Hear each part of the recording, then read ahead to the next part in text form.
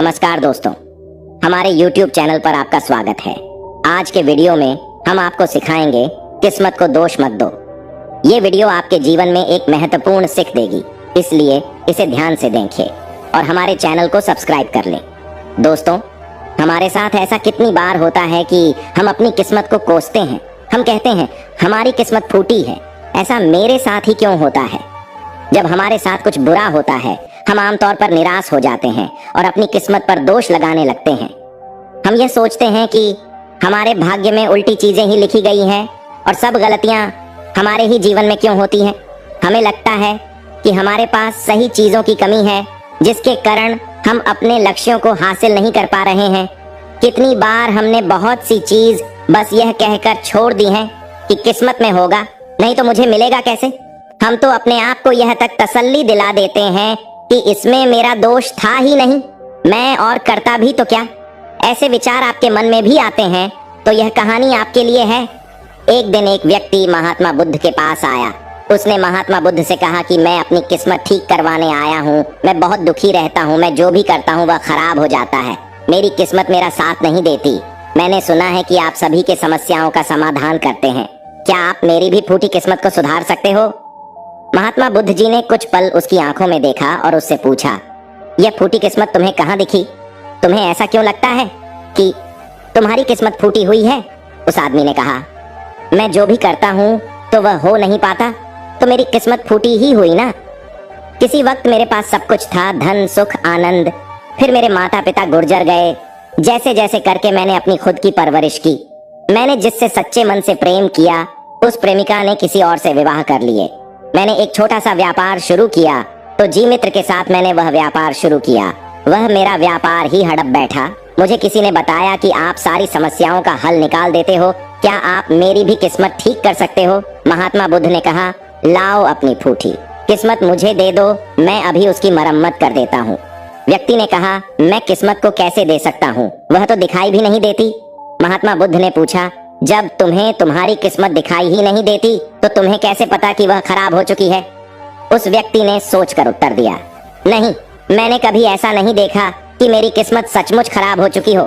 व्यक्ति ने कहा, मेरी किस्मत खराब है तभी तो मेरे साथ सब कुछ गड़बड़ हो जाता है, मेरे बनाए बनाए कामों पर पानी फिर जाता है। अगर मेरी किस्मत अच्छी होती तो सब कुछ ठीक होता।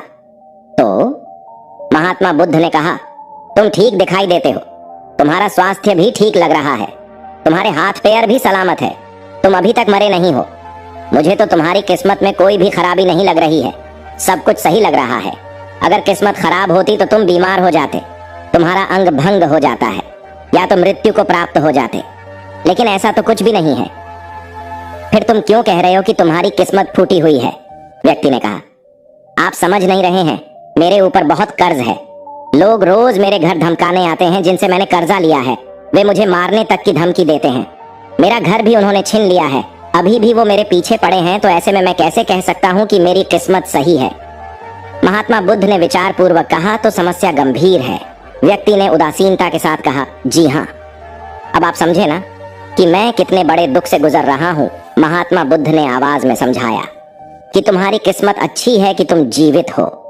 इस दुख का सामना करने के लिए और इस जीवन से ही तुम अपनी समस्याओं का सामना कर सकते हो। व्यक्ति ने कहा, बुद्ध आप नहीं समझ रहे। तब महात्मा बुद्ध ने उससे कहा, समझ तुम नहीं रहे हो, आओ मेरे साथ आओ। महात्मा बुद्ध उस व्यक्ति को अपने साथ पास वाली नदी के किनारे ले गए और कहा, ये देखो इस बहती नदी को, इस नदी में अगर मैं एक पत्ता गिरा देता हूँ तो तुम मुझे बताओ ये पत्ता किस दिशा में बहेगा? व्यक्ति ने कहा, पत्ता तो नदी के बहाव के साथ नदी के दिशा में ही जाएगा। बुद्ध ने कहा, बिल्कुल सही, अब बताओ पत्ते की किस्मत किसके हाथ में है? व्यक्ति ने कहा, इस पत्ते की किस्मत नदी के हाथ में है, वह जहां चाहे इसे ले जा सकता है। तो महात्मा बुद्ध ने कहा, लेकिन पत्ते तो मेरे हाथ में है, मैं चाहूं तो इसे नदी में डाल सकता हूं और चाहूं तो नहीं। व्यक्ति ने कहा, तो फिर इसकी किस्मत आपके हाथों में है, आप जहां चाहे इसे डाल सकते हैं। महात्मा बुद्ध ने कहा, लेकिन इस पत्ते की किस्मत मेरे हाथ में नहीं है, मैं जितना भी चाहूं इस पत्ते को सूखने से नहीं रोक सकता, यह सूख ही जाएगा और मर जाएगा। जब तक यह पेड़ पर था यह हरा था, इसे ऊर्जा मिल रही थी, लेकिन अब यह पेड़ से अलग हो गया है। अब बताओ इस पत्ते की किस्मत अच्छी है या बुरी? व्यक्ति ने कहा, अब तो इसकी किस्मत बुरी है, क्योंकि अभी अपने पेड़ से अलग हो गया है और ज्यादा दिन जीवित भी नहीं रह पाएगा, धीरे धीरे सूख जाएगा। महात्मा बुद्ध ने कहा, अभी ये मरा नहीं है, अभी भी ये जीवित है और लाभ यह है कि अभी यह पत्ता वह सब कुछ कर सकता है जो वह पेड़ से लगे रहकर नहीं कर सकता था। बुद्ध ने वह पत्ता हवा में छोड़ दिया, वह उड़कर दूर जा गिरा। तब बुद्ध ने कहा, देखो, पेड़ पर रहकर भी कभी इतनी दूर नहीं जा सकता था। आज इसने स्वतंत्र होकर उड़ने का आनंद लिया है। फिर वह पत्ता उड़कर नदी में जा गिरा। बुद्ध ने कहा, देखा, अब वह पत्ता नदी में तैरने का भी आनंद ले रहा है। और अगर तुम ध्यान से देखो तो यह पत्ता कितने ही छोटे छोटे जीवों को अपने ऊपर बैठाकर नदी के एक किनारे से दूसरे किनारे पहुंच रहा है। इस पत्ते की भी किस्मत अच्छी है क्योंकि वह अपने नए अवसरों को ढूंढने में लगा हुआ है। तुम्हारी समस्याएं तुम्हें उड़ने का अवसर दे सकती हैं यदि तुम उन्हें सकारात्मक नजरिया से देखो। उस आदमी ने वहां खड़े होकर महात्मा बुद्ध के बातों पर विचार किया। धीरे धीरे उसने पूरी कहानी के पीछे छुपी गहरे अर्थ को समझना शुरू किया। वह महात्मा बुद्ध की ओर देखते हुए बोला, आप सही कह रहे हैं महात्मा, मैंने अपने भाग्य पर ध्यान देने में अपनी दृष्टिकोण को सीमित कर दिया था। मैं इतना प्रयास कर रहा था कि समस्याओं और मुश्किलों पर ही फोकस करता रहता, जिसके कारण मैं उनमें मौजूद अवसरों को देखने में समर्थ था। मुझे अब समझ आ गया है कि मेरी फूटी किस्मत बस एक डर और निराशा से उत्पन्न एक धारणा थी। ये कहानी हमें यह सिखाती है कि हमारी किस्मत हमारे हाथ में होती है।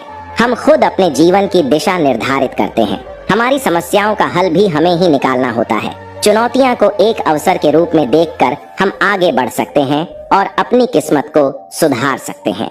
दोस्तों, ऐसी कहानी हमें जीवन जीने का तरीका सिखाती है। अगर आपको यह कहानी पसंद आई हो तो अपने दोस्तों से शेयर जरूर करिएगा। ये कहानी कैसी लगी हमें कमेंट करके बताएं और चैनल को सब्सक्राइब जरूर कर लें।